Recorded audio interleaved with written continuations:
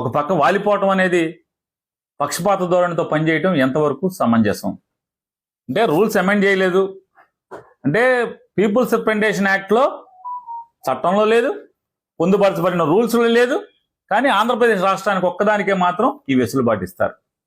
వెంటనే కోర్టులో ముఖేష్ కుమార్ మీనా ఈ 25వ తారీఖు నేను ఇచ్చినటువంటి సర్క్యులర్ని మెమోని వెనక్కి తీసుకుంటున్నాను తూచి అని చెప్పి అంటాడు. ఇవాళ సాయంత్రం నేను అంటే తప్పు చేశాననే కదా, నేను తప్పు చేశాను, తొందరపాటు పడిపోయాను, వాలిపోయాను, ఒక పక్కకి వెనక్కి తీసుకుంటున్నాను అని చెప్పని కోర్టుకు సబ్మిట్ చేస్తాడు.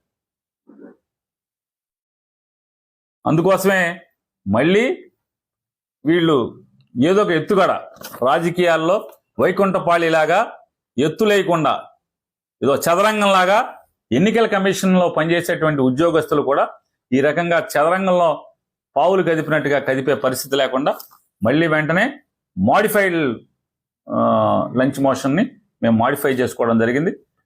లేళ్ల అప్పిరెడ్డి గారు అనేటువంటి మా రాష్ట్ర ప్రధాన కార్యదర్శి గారు ఈరోజు కోర్టులో మూవ్ చేయడం జరిగింది.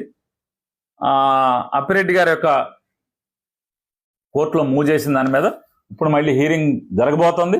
ఈ కేంద్ర ఎన్నికల సంఘం ఇచ్చినటువంటి ఈ ముఖేష్ కుమార్ మీనా ఇచ్చినటువంటి circular number 5369 elections dated 25th of May 2024 ఈ సర్క్యులర్ని ఆయన విత్డ్రా చేసుకున్నాడు. అయినప్పటికీ కూడా కేంద్ర ఎన్నికల సంఘం ఆ సర్క్యులర్ని ఆమోదిస్తూ ఎస్ బేసిక్గా ఉంది, బాగా ఇచ్చామని చెప్పిన ఒక ఆంధ్రప్రదేశ్కి ఇచ్చినటువంటి వెసులుబాటుని ఛాలెంజ్ చేస్తూ ఇప్పుడు కోర్టులో వాదనలు జరుగుతున్నాయి. ఖచ్చితంగా న్యాయం గెలిచి తీరుతుంది. చంద్రబాబు నాయుడు భారతీయ జనతా పార్టీ ఎన్ని కుయుక్తులు పనినా, ఎన్ని ఎన్నికల్ని చట్టాలని వాళ్ళ చుట్టాలుగా చేసుకున్నప్పటికి కూడా అంటే ఈ ఒప్పందాలు ఈ కూటములు దేనికంటే ఇట్లాంటి తప్పుడు పనుల కోసమే. ఖచ్చితంగా మేము న్యాయస్థానంలో న్యాయం పొంది తీరుతాం, ధర్మం గెలుస్తుంది. ముఖేష్ కుమార్ మీనా గారు వెనక్కి తీసుకున్నాడు. ఖచ్చితంగా ఢిల్లీ కూడా ఈ కాగితాన్ని వెనక్కి తీసుకునే వరకు కూడా మేము పోరాటం చేస్తాం.